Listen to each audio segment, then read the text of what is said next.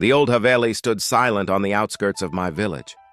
They said a heartbroken bride still roamed its halls, her anklets echoing at midnight. One night on a dare, I crept inside. The air was thick with the scent of jasmine and decay. As I reached the central courtyard, a faint sound began. John, John, John, the sound of gungru, the small bells on an anklet. It grew closer from the floor above, then down the stairs. I froze but saw nothing. The sound stopped right behind me. Then a cold whisper, "Won't you dance with me?" The dust of Kandahar never really settles, it just shifts. I was on patrol, just me and my radio, scanning the horizon. The sun was bleeding out, painting the mountains in deep reds and purples. Suddenly, a child's laughter echoed through my headset. Clear as a bell, but there was no one there. Just empty, ancient land. The laughter came again, closer this time, followed by a whisper in a language I didn't know, yet somehow understood. It said, "You're not alone. I haven't been since." The rain hammered against the asylum's shattered windows. Our car was dead. My husband, ever the optimist, was trying to get a signal, but I knew we were trapped. That's when I saw it. A flicker of movement in the long, dark hallway. Just a trick of the light, I told myself.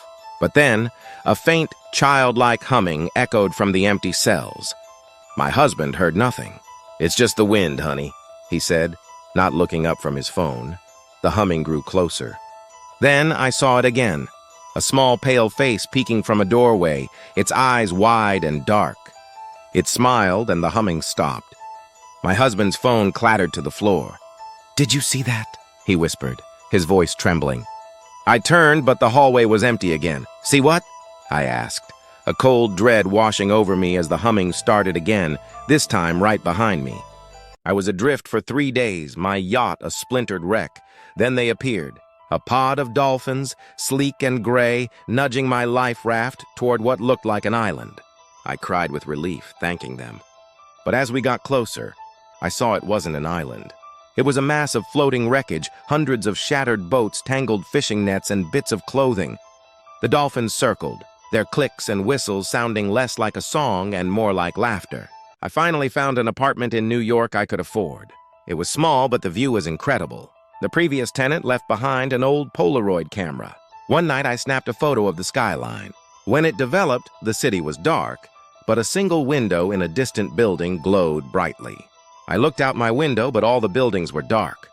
The next night I took another photo. Same result, but this time a different window was lit. This continued for a week. Last night I took my usual photo. As it developed, my blood ran cold.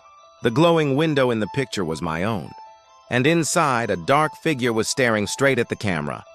I live alone. Every night at exactly 3:17 a.m., Ayan's phone rang. The screen always showed the same thing. Unknown. And every night he rejected the call. On the 7th night, a voice message appeared instead. "Why won't you answer me?" Ayan's blood ran cold. The voice sounded exactly like his own. Shaking, he locked his doors and windows. He told himself it was just stress, just imagination. At 3:17 a.m., the phone rang again. This time, he answered. The voice on the other end whispered, "Thank you." I can finally hang up. Then Ayan heard his own voice coming from inside his closet. I found it in the attic of the old house I just bought, a dusty, ornate coin bank. It was heavy, already filled with antique coins. The seller had said everything inside was mine. Every morning, I'd find a new, glistening gold coin on my nightstand. I was thrilled, my fortune growing daily. But then, other things started to go missing. A photograph, a childhood music box, a lock of hair from my first love. My most precious memories gone. This morning I woke up and the coin on my nightstand